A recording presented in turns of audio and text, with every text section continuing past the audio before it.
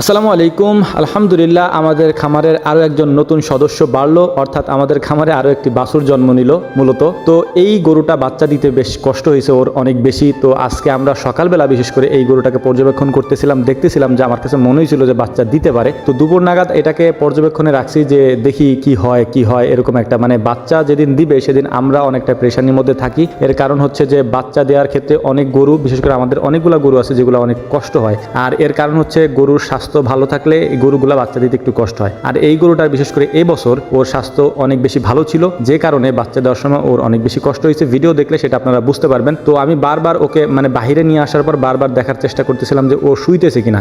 যদি শোয়া অবস্থায় থাকে তাহলে বাচ্চা ডেলিভারি করতে আমাদের জন্য অনেক সহজ হয়, কিন্তু যদি দাঁড়ায় থাকে সেক্ষেত্রে হচ্ছে আমাদের বাচ্চা ডেলিভারি করতে একটু কষ্ট হয়। তো আমরা চিন্তা করতেছিলাম এবং দেখতেছিলাম যে গরুটা কখন শোয় আর কি। তো বারবার দেখতেছিলাম, কারণ হচ্ছে ও যখন ওর সামনে আমরা যাই তখন ও দাঁড়ায় পড়ে আর কি, মানে ও ভয়ে দাঁড়ায় পড়ে। তো দূর থেকে ওকে পর্যবেক্ষণ করতে হয়েছিল যে ও কখন শোয়, এবং শোয়ার সাথে সাথে আমরা পানি মুছি বলি আর কি। পানি মুছিটা যদি বের হয় তখন আমরা হাত দিয়ে বাচ্চাটা বের করার চেষ্টা করি।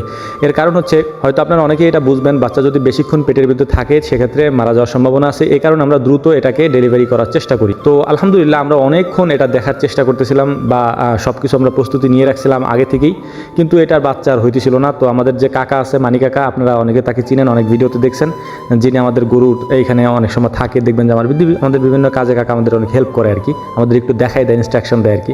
তো কাকা ফোন দিলাম যে কাকা আপনি একটু আসেন, আমরা আসলে গরু তো শুইতেছে না এরকম, তো আর মানে আমরাও পারতেছি না ওরে শোয়াইতে আর কি। তো কাকা যখন আসলো তখন দেখলাম যে ওর পানি মুছিটা বের হয়েছে, এবং বের হওয়ার পরে আমাদের এখন টার্গেট হচ্ছে এটাকে যে কোনো উপায়, মানে যদি না শোয় তাহলে আমাদের নিজেদেরই হচ্ছে ওকে শোয়াইতে হবে। মানে নিজেদের শোয়াইতে হবে বলতে আমাদের একটা টেকনিক আছে, আপনারা দেখছেন কিনা জানি না, আমরা রশি দিয়ে একজন মানুষই পারবে গরুটাকে শোয়াই ফেলতে। তো আমি চিন্তা করতেছিলাম যে একাই আমি শোয়াই ফেলবো, এবং বাকি যারা আছে, আমার চাচাতো ভাই ছিল এবং আমার আব্বা ছিল, আমি ছিলাম, তারপর আমাদের যে ক্যামেরাম্যান আছে ও ছিল। তো আমি গরুটাকে প্রথমে শোয়ানোর চেষ্টা করতেছিলাম। গরুটা যখন শুয়ে পড়লো তারপরে হচ্ছে এই গরুটাকে আমরা ডেলিভারি করানোর চেষ্টা করতেছিলাম। কিন্তু এখানে একটা প্রবলেম হয়েছে, সেটা হচ্ছে যে গরু যেহেতু একটু স্বাস্থ্যবান, মানে একটু মোটা তাজা বেশি ছিল, তো যে কারণে ওর পেটের মধ্যে বাচ্চাটা বড় হওয়ার কারণে বাচ্চা ডেলিভারি হচ্ছিল না, মানে জায়গা ছোট থাকার কারণে ডেলিভারিটা অনেক কষ্ট হয়েছে আর কি। তো যাই হোক, পরে হয়েছে আলহামদুলিল্লাহ, আপনারা ভিডিও দেখলে সেটা বুঝবেন। আর এটা হচ্ছে আমাদের এবছরের বিশেষ করে তৃতীয় বাচ্চা আর কি। তো এবছর যেগুলো বাচ্চা হয়েছে সবগুলা নর্মাল ডেলিভারি হয়েছে, মানে নর্মাল বলতে গরুর তো নর্মাল ডেলিভারি হয়, কিন্তু নর্মাল বলতে হচ্ছে যে একেবারে কোনো কষ্ট টষ্ট তেমন একটা হয় নাই, নর্মালি হয়ে গেছে আর কি। কিন্তু এই গরুটা অনেক বেশি, আমরা জানতাম এটা, কারণ ওর স্বাস্থ্য দেখেই বুঝতেছিলাম যে অনেক কষ্ট হবে। প্রথমে একবার শোয়াই ট্রাই করছি, কিন্তু এটা হয় নাই। পরে চিন্তা করলাম যে দাঁড়া অবস্থায় ট্রাই করি, তাও হচ্ছিল না। মানে মাথা আর পা হচ্ছে গরুরা একসাথে আসে বাছুরের আর কি, কিন্তু আসতেছিল না। পা বের হয়ে চলে আসছে কিন্তু মাথা আসতেছিল না। তারপরে আমরা গরুটাকে আবারও শোয়ানোর চেষ্টা করলাম। আর এইটা আপনাদেরকে বলবো, এটা যদি আপনারা না পারেন এটা করবেন না, বিশেষ করে এইটা করতে গেলে অনেক রিস্ক থাকে। এটা হচ্ছে যে শোয়ানোর পদ্ধতি যেটা আমি দেখাইলাম। তো আলহামদুলিল্লাহ অবশেষে হচ্ছে আমাদের বাচ্চাটা দুনিয়াতে মুখ দেখলো আর কি, আলহামদুলিল্লাহ।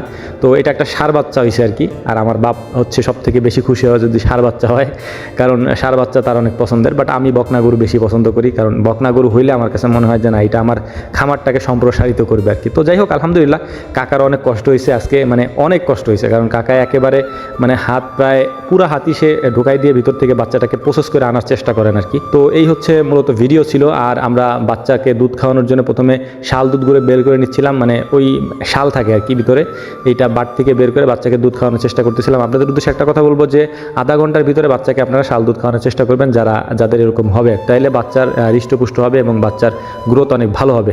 তো যাই হোক, আমাদের জন্য দোয়া করবেন। আমরা আপনাদেরকে ভিডিও দেওয়ার চেষ্টা করি যাতে আপনারা আমাদের থেকে কিছু শিখেন এবং উদ্যোক্তা হওয়ার চেষ্টা করেন, এবং অবশ্যই আমাদের ভিডিও দেখে মাশাআল্লাহ বললেন, আলহামদুলিল্লাহ বললেন, যাতে নজর না লাগে। আল্লাহ তাআলা আমাদেরকে এগুলি বুঝার তৌফিক দান করুন। ওমা তৌফিকি ইল্লা বিল্লাহ, নাসরুম মিনাল্লাহি ফাতহুন কারীম, ওয়া আখিরু দাওয়ানা আনিল হামদুলিল্লাহি রাব্বিল আলামিন। আসসালামু আলাইকুম।